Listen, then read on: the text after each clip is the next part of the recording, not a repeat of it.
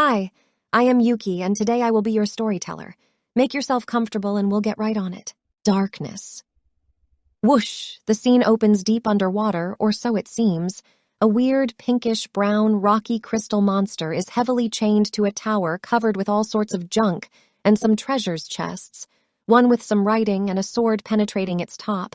Two sort of auras glow above it, one in the shape of fire. A monster's head peeks from the right of the chained-up monster. The scene changes to a starry night sky. What seems like a teenage boy wearing a white shirt with rolled-up sleeves with spiky yellow-orange hair staring at his phone, it emits a bright blue light, surprised he didn't go blind by how strong it is. Blank goes the screen. When do you read Webtoons? The blue writing says, "During heavy public transportation in the morning?" It asks. The scene changes to an inside of the metro. It is crowded with people, everyone minding their own business. Some lost in thought while others in their phones. In a day's short deviation? It asks. The scene changes to a boy in a toilet stall in a public bathroom. He is on his phone. He has a worried face as someone say, "Ugh, someone's taking a shit," implying him. I always knew not to take a dump in public toilets. Never worth it. The screen goes black. A man with a devious smile enough to make you shiver. Or the narration goes. The scene changes to another tower of junk. The monster is nowhere to be seen. Perhaps it is the backside of the tower or another one. A man can be seen at the top. You cannot see his attributes, just that he is there. He looks like a shadow. At the bottom of the screen is a phone emitting a strange, bright blue light, slowly changing the scene. Everything is quite blurry and bright, but soon we see some things, still blurry. Gray clouds can be seen everywhere, a lot at the top, covering it, but below that are some scattered individually that are all in different heights. Some land can be seen, looks to be made of wood. The scene unfolds fully. It is a brown tower, seemed to be made of bricks or wood. It is surrounded by gray and white clouds, closely resembling the cirrus type. In front of it is greenery, and behind it some water. Heavenly Arena Terrarium is written, perhaps the name of the area. Terrarium. The scene moves closer. It shows the arena closer, showing its texture and a close-up view. It moves inside the arena. Two warriors can be seen, one wearing orangish-brown clothing, black-blue pants, a brown cape, short yellow hair, and a big sword. The other with a blue and white type of clothing, like the ones in Assassin's Creed, with a long, thin sword and long white hair, could be a girl. The face cannot be seen. It is very windy, and dust covers most of the area. It changes to the first warrior with the huge sword. The view is from the front. His face can be seen, blank eyes, and he has a smirk. His hair facing to his right as the wind blows it, he is focused. "Finally," he says, as if he's been waiting for this day for a long time. A box with text appears. Dean, Class Agility Swordsman rank No. It says, giving us some information about him. Changes to the girl in the blue, the wind blows her hair, red-colored eyes, no smirk, isn't excited or anything, as if this is nothing for her. The same type of box with text appears. Nagi, Class Swordsman rank number 1, it says. Dean rushes to attack, causing a dust to gather behind him. "We finally meet!" Dean shouts as he rushes to attack Nagi, Nagi just standing, not worried at all. He goes in for the attack, swinging his heavy sword down. Nagi creates a fireball using her left hand. Dean notices it too late, and his eyes turn white. She releases the fireball. It hits Dean and pushes him back extensively, ripping his cape a lot, but not enough for it to fall. Dean uses his arm to try to stop it. It takes a lot of strength. You can see it on his face. Without a beat, Nagi raises her right arm and fires a lot of blue lasers. Dean, noticing, moves to dodge them. Suddenly, Dean rushes for the attack, Nagi not noticing, Dean impaling her in the stomach. She looks up to Dean with a surprised sword, combustion sword. She says. Dean moves back to avoid the explosion, and torn arm can be seen flying in pieces. The scene that just occurred was in a phone of a boy with a backpack sitting on a bus. He seems to be going to school. "Damn," he says, so predictable. He says, "Whoa, I didn't see that coming. The boy only started because the reviews were good, but the fact the opening was so predictable, certainly it was nauseating. Nagi. Dean. The scenario where the main character of the manhwa loses to a stronger character. The narration says, while the scene is on the boy in the comment section of the manhwa, laughing about what he is writing, "If this becomes best comment, I hate that," the narration says. He is on an app. In the comment section of the manhwa, he just saw but look at his charge first. 10%, has he ever heard of a charger? 1589 comments, wow. The page was filled with almost all positive comments except his. "If this becomes best comment, I'll F up that girl using combusting blade or WTV lol." Pretty cringe, not going to lie. A man somewhere sitting down sees the comment, smirks, and thinks if he'll actually do it, he mocks the comment and the boy who commented it, but likes it and challenges him to do it. The boy is reading some other comments, "Important event for the development of the character." The boy smiles and laughs about it, confused as to not knowing what they mean, then calls the comment lame. He says that manhwas are supposed to be for enjoyment. "Can you move your bag?" a girl says, his bag occupying the seat next to him and all other seats are occupied. He looks up to see it's his popular classmate, Hae Seo-yoon. He moves the bag, and she sits.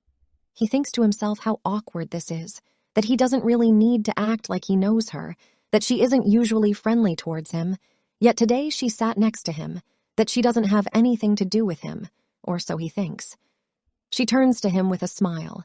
She hands him a pack of cigarettes and tells him to hold on to it for him. Noticing it's a pack of cigarettes, a sudden wave of shock hits him. "Cigarettes?" he says. Off the bus, he tells her it's a pack of cigarettes, still surprised, of course. He asks why. She explains that he is probably aware that the teacher caught her already, and he should just hold on to them for her and give it back to her by lunchtime. What? He says, still in shock. He thinks about it and asks why he should. With a smile, she replies that it's because he's her friend. The scene shows that the comment the boy made in the comment section of the manhwa hits 20 likes. They go to school in the city, the classroom messed up, tables everywhere, and a boy seems to be bullied by a group in the middle.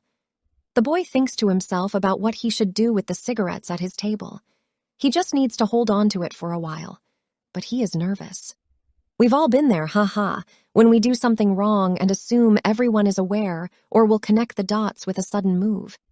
He wonders what a high schooler is doing with cigarettes anyways. On the third seat at the back of class is where Hae Seo-yoon and all the other popular kids sit.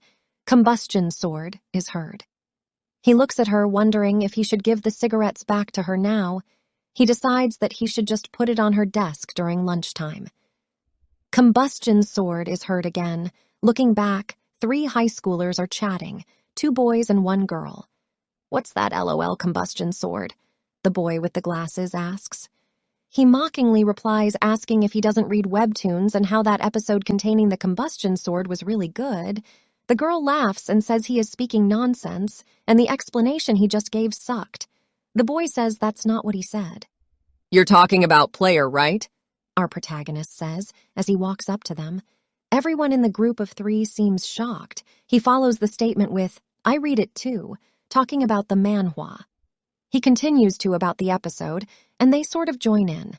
He says that the author really planned out how the character uses the combustion sword this episode. "Whatever," the boy with the glasses replies, annoyed it seems. A wave of embarrassment hits the boy, thinking about the reaction they gave. Noticing their looks, the boy asks what the topic was.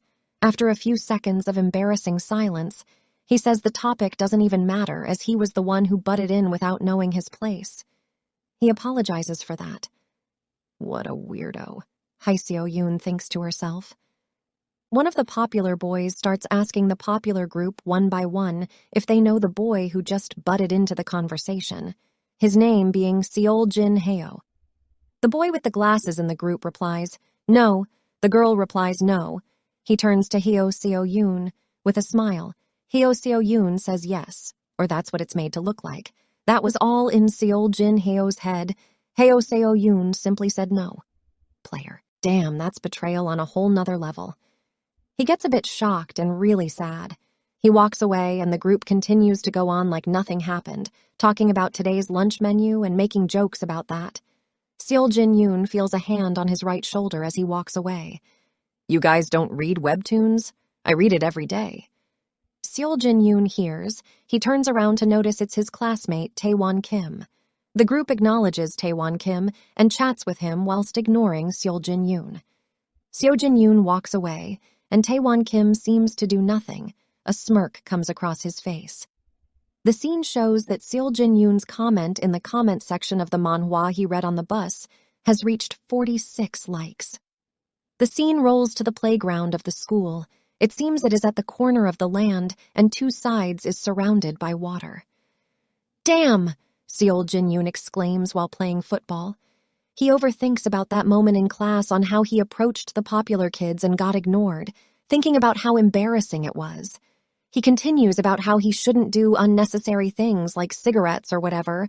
That's none of his business. The boy from the popular group turns back and shouts to defense, Seo Jin-yoon, the defense, and Taewon Kim, the goalkeeper, that the ball's coming their way. Seo Jin-yoon, coming back to his senses, gets very angry that the ball is coming his way, especially after he was thinking about that embarrassing moment. He readies up to kick the ball hard, his eyes enraged, and as the ball comes, he misses. Damn, he really let us down, especially after all the things he said when the ball was coming his way. Shocked and embarrassed, he stays still as the ball goes past Taewon Kim and into the goal. Ah, Taewon Kim exclaims after he notices, the boy from the popular kid's annoyed, while the other team celebrates because he has to buy them ice cream as per the bet. Huh, why'd it go in? Seo Jin Kim thinks to himself. Are you kidding me? The popular kid says as he walks towards Seo Jin Kim, or so he thinks. Scared, he replies that he really tried to stop it. The popular kid ignores that and asks Taewon Kim what he was doing. Why couldn't you block that? He asks. The other team reminding the popular kid that he has to buy them ice cream now. Taewon Kim informs the popular kid that he was reading Webtoons. Wow, talk about a weeb. What? Webtoons? He says. Sorry, I was just curious about the backstory. Taewon Kim tells the popular kid, now with his friend with the glasses. Both berate Taewon Kim about how he crossed the line and enough of that manhwa. Huh. Seo Jin-yoon exclaims, surprised they went after him. The scene shows that the comment in the comment section of the manhwa has reached 67 likes. We will continue this story soon. In the meanwhile, you can choose from this exciting stories. See you there.